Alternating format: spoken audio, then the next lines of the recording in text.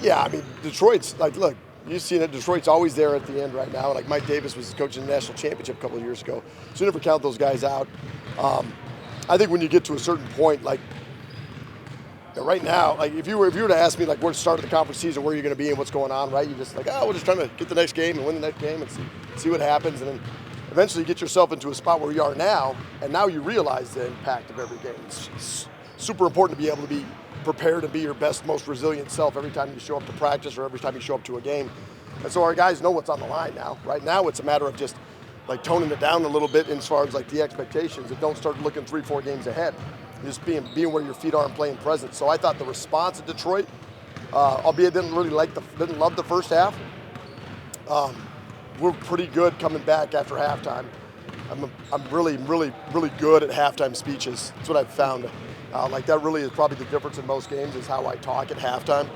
And so the guys, they come out better at halftime. I should do my halftime speeches probably in the pregame and see if that works for us to start better. Sorry. Do you mind taking a small step forward?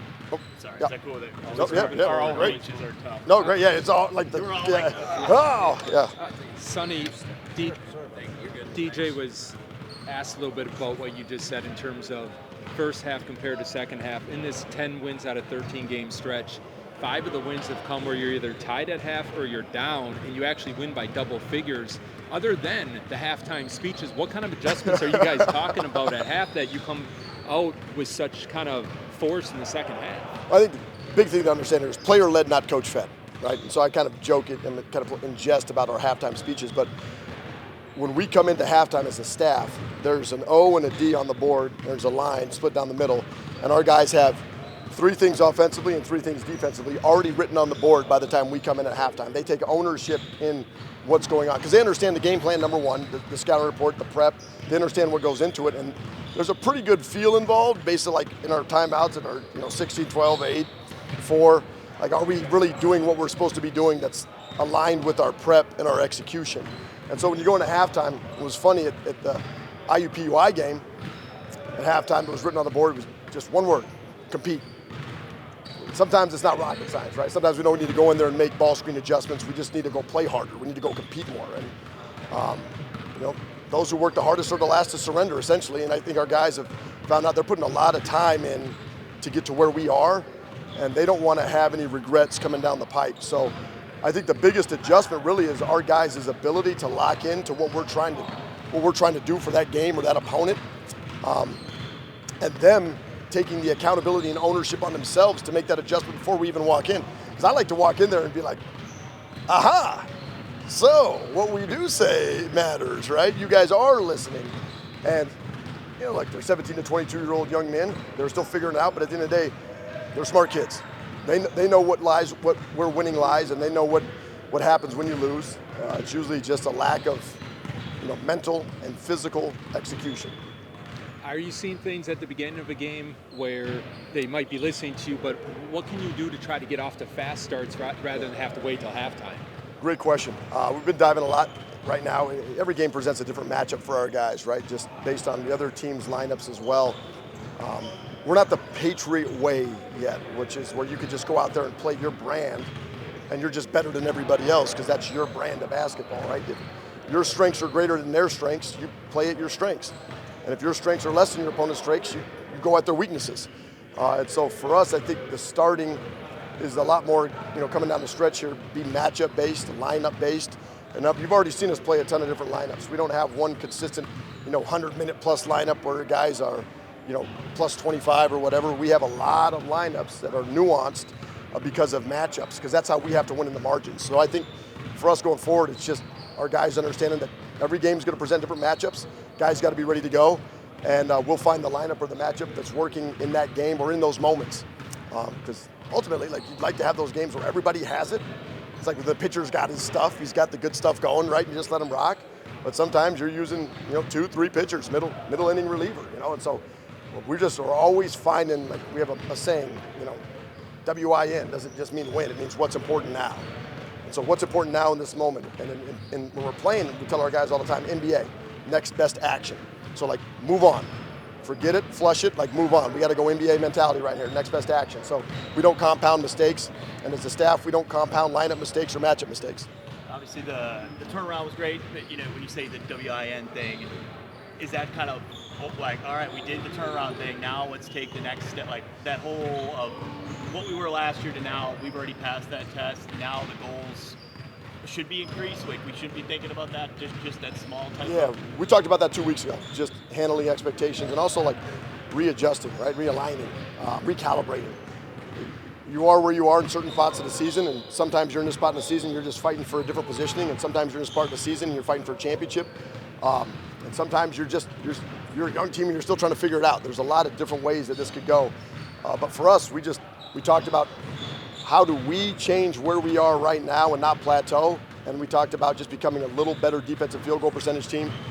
Talked like 2 weeks ago, eliminating 2 to 3 shots a game that don't go in for us to move us down from about 45 to 42% from the field defensively. And if we did that, I look back at the numbers I study this crap here. But I look back to the numbers. If we defended at about a 42% clip from the field, kept our defensive three-point field goal percentage around 30 or 29 where we're at right now, you could essentially say we'd be a top 4 defensive team all time in Green Bay basketball history. Just based on allowing points allowed, plus defensive field goal percentage and three-point defensive field goal percentage. You'd be really close to some of those really, really great, and now there was a couple elite ones out there that you might never catch. But we'd be a really good defensive team, and that's what's kept us in this hunt so far. Do you want your team to embrace where you guys are? I mean, you guys are in February, March is creeping up. Do you want, you talk about it, you stay the focus and the main thing, but with the national love coming, do you want them to embrace it or just tune that out? Yeah, rat poison. The rat poison. It's all it is. It's what have we done? We haven't won a championship, right? We haven't lost a championship. So, we're still literally in the same spot. So you start thinking about those things too much, and all that becomes is more clutter. And right now what we try to do with our young men is just eliminate clutter. Let's declutter our life, man. Let's tighten the circle, stay focused on this practice. And it's this is the part of the season where you just try to be really boring. You just try to be like the dad who wakes up every morning and reads a newspaper at 5:30 a.m., gets a cup of coffee, and he goes to work. And you come back home and you put your kids to bed and you do the same thing all over again tomorrow. And we try to be really boring in this part because our practices are pretty boring. They're the same things over and over again, just repetition, the mundanities of excellence. So we just stay boring and we stay locked in onto the next practice. And that's where I think helps eliminate anxiety, because what are the 3 greatest motivators in life? Fear, doubt, and worry. Fear of failure. Well, you only fear failure if you start thinking about the future, or doubting your own ability. Well, you only do that if you stop working. So you just trust your work. And then worrying about the outcome. And if you worry about the outcome, once again, that's something that hasn't happened already. So that's another future, type of focus that you don't need to have right now. So if we can just stay present, play present, and then just be very grateful for where we are right now, we just practice gratitude, and that's a big part of our journey. So you never look at the standings and the schedule and go, hey, Oakland still has this team, it might be a little bit easier. We still have YSU twice. Do you ever do that, though? That's you guys love that stuff. Just the probabilities and what could happen, it's geez. You know what? I really wanted a lot of things from Santa Claus growing up, and I never got any of that crap. Usually got it from my Uncle Rob. He's pretty good at getting Christmas presents. He was a good Christmas present guy back in the day, a lot better than Santa sometimes. And so I always found myself disappointed when I started looking at the things that I wanted, and they said, write down a Christmas list and get a bunch of toys and open up this magazine. Back then you opened up the magazine and you circle things, and it was like this sick game that people played with you because you never got any of that stuff you actually circled in the magazine. So we try not to circle any games, try not to circle any records, try not to circle any future opponents or anybody else who's playing somewhere else. Just play our game, run our race. But getting Christmas presents, obviously you've had now 4 straight Freshman of the Week honors. So as far as when you look back on it's a hell of a segue. It's a hell of a segue. Yeah, just what that's meant for you, what that shows in the recruiting you guys did to get the right pieces here, and then DJ in particular, how he's been playing the last couple games for you. Recruiting is great. Recruiting's part of it, but development is the big part of it. Right? So you can recruit a player, bring him into your program, and then don't develop them, and then it never works out, and then everybody's wondering if you can recruit or not. Well, recruiting, in my opinion, is identifying the ability in somebody that maybe they don't have quite yet, but it will translate at some point. And a lot of that process is the work that the young man puts in. Like Marcus and DJ, I've told you 100 times before, just super accountable, everyday individuals. And they're everyday dudes. And so the work and the development that our staff and those guys put in on a daily basis allows them to have growth and moments like they've had in the last 4 weeks. So that's a huge part of it's recruitment and development, and then it's retention, right? So it's recruitment, development, retention. And hopefully what you see in this process is that if you recruit and you can identify talent, then you can develop your talent, and then you can retain your talent. At some point, that develops a program that's sustainable over a long period of time. And that's the beauty of this process that I love so much, that I think has been taken away from the transfer portal, is that there are still good, really freaking good coaches out there who recruit, identify first, recruit, develop, and then when they do that, because of the free 99 portal, they don't get to retain or don't have the opportunity to retain. And that's where I think the fans have missed out in a long period of time. That's what the women's program has so special, is that they get to see these people develop and these players develop over 4 years, and they don't only grow attached to their abilities as a basketball player, but they grow attached to the human element, the things that make them so special, their quirks, their uniqueness, right? Their authenticity, what makes them special. They get to see them in the community over and over again. And that's what makes Green Bay so special, is that we get attached to the people that we love, and we want to see them stay here, play here, live here, work here, for the rest of their life. You know, work, live, play in Green Bay as long as you can.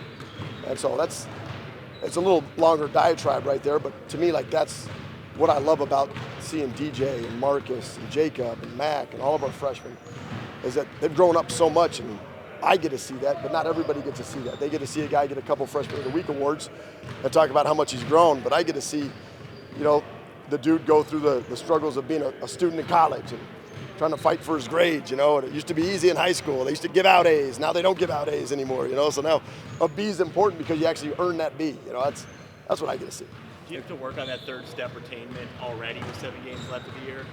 And just the way things are, unfortunate as it is. How we will work is retention is based on our body of work. And so our job as a staff is to every day dive into our culture, fight for our culture every single day. And the retention piece of that is everybody has to see the value in that. I mean, so it's not just like all of a sudden I wake up one day and like, well, what do you want to do? Now it's like, well, what do we do every single day that makes this place special and unique, that keeps that love alive for who we are and what we're doing and what we're building and what we're creating, and then wanting to be a part of that stuff, right? I think the journey is what's so special. And if you have the sustainability and the commitment to be on this journey for a long period of time, you're gonna see like jerseys retired on the wall, right? That's what nobody wants to be in the Hall of Fame anymore. Nobody wants to be a guy who broke the record for threes made in a season, or threes made in a career, or points made in his, you know, or rebounds or assists, or be the guy who played in the most games at an institution. I mean, think about that. Like, if you stayed 4 years at a university now, you're likely going to be in the record books for a long time. You're probably going to be in the Hall of Fame, and you're always going to have a home. And that to me is special, because I'm very fond of my playing days at Northern State University, and I call that my second home. You know, there's a place where you're born and raised, and there's a place where you play. And to me, going back to my second home, there's family back there that I never even knew existed. But 4 years as a player, 2 years as a graduate assistant, I know there's a couch in Aberdeen that I could sleep on, and probably a lot of them. So I just think those are special, and we just try to let our program be our argument for the players that want to stay and play here. Did you? Ask you about Nick and Noah. Yep.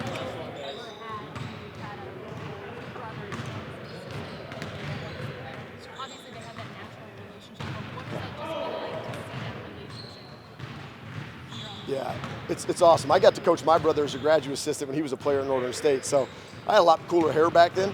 But it was cool to just be there with my brother. But also, like, there's this level of love and trust, but also competitiveness that you have as a brother, where you go, like, outside the lines, we're still brothers, man. Like, we grew up, we're in the trenches together. Like, we fought, we wrestled, we experienced everything in our household, and then you get on the floor, and it's like those two guys will go at each other a little bit because Nick's coaching him. He's going to coach him hard, and Noah's competing, and he's going to let everybody know he's out there competing. So it's freaking fun to watch those two guys get after it. And to me, like, that's a special moment. I got to coach with my brother at the University of San Francisco in 2015, 16. And just coaching with my brother on the sideline was like, I mean, it was a dream. You got to do it for a year. And Nick and Noah are on this little dream together, and there's no better bond than that of a brother. And you can't replicate that stuff. It's honestly, for me, I got to sit back probably sometimes and just watch it more. But it's really cool to see how they can separate a little bit of, like, when they're in between the lines, but then come right back to being brothers right when they step out of here, razzing each other and doing the jokes. And they're special humans. I mean, the Reynolds family is really special humans. We're really fortunate in Green Bay to have both of them, Nick and Noah, here. And that's a story that's being told now, but like, you know, they want to tell it now because they know like the real deal, right? Like, it's going to be a story that you're going to want to watch for a while. That's what we're trying to figure out still, trying to get that first half start like our second half, because our second half's been really good. So I think just being locked in on both ends will really help with that, and that's probably where we see like the most success in putting like a whole game together if we can start doing that. Do you feel like it's been a steady progression for you personally, just kind of getting yourself acclimated into Division I basketball, kind of finding your rhythm behind the arc, and kind of getting back to that loose feeling on the court? Yes, definitely. Coach has been giving me confidence. My teammates been giving me confidence. So I feel like every time I go out there, I'm not really hesitant anymore. I'm just going out there, playing my game, making the right plays. I've been feeling very comfortable out there. Have you exceeded, I know you were confident in yourself coming in here, maybe not all the other colleges were, but have you even exceeded your own expectations as a true freshman? Yeah, so I've been doing some things that kind of surprised me, but at the same time, I kind of knew what I was capable of doing. But now that I'm doing it, it's just been like raising my confidence even higher, and Coach has been giving me more confidence. So it's just like, wow, I'm here and I'm really doing it now, so I belong here. This is probably an unfair question to ask, but fans, if they come up to you, does anybody go, hey, please don't leave after this year? Because they've been kind of scorned by other people here. Does anybody talk about that, and does that ever enter into your mindset? No, it doesn't. I'm still focused on this season. Nobody's asked me that, but just love the community. I love the guys around here. We have a great team, great coaching staff, so nobody's asked me that, but there's no reason for me to focus on that. Coach mentioned how you and Noah really went after each other in the preseason.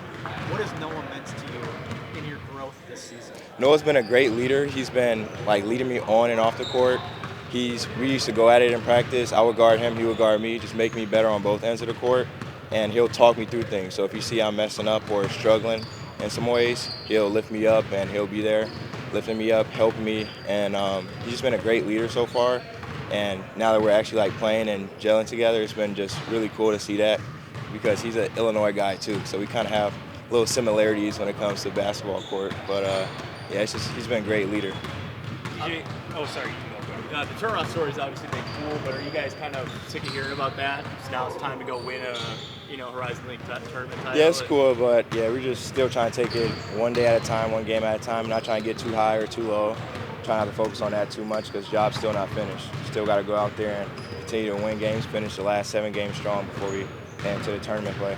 Is that easier said than done, though, when people are talking about you guys, which you weren't here when that wasn't the case? Yeah. But is that something different to get used to, and kind of that mentality? Yeah, it's a little different, having a lot of people like congratulating you and just seeing that had a huge turnaround, so kind of turn a lot of heads and bring a lot of national attention too. But we're just trying to still stay focused and just focus on like a couple games we got ahead like this week, so not getting too high or too low. Do you feel like when you guys play Youngstown coming up here, you got 2 of them on the schedule against them, do you feel like that's a game where your offense kind of has to put up maybe 80 just because of how well they've been at shooting? Well, we're more of a slower pace team, so kind of hold teams to lower scoring numbers. So really, it's not really about outscoring them, just staying solid on the defensive end and just sticking to our principles. And then offensively, if we can push the pace a little bit, we might try to do that, but still just staying solid in what we do.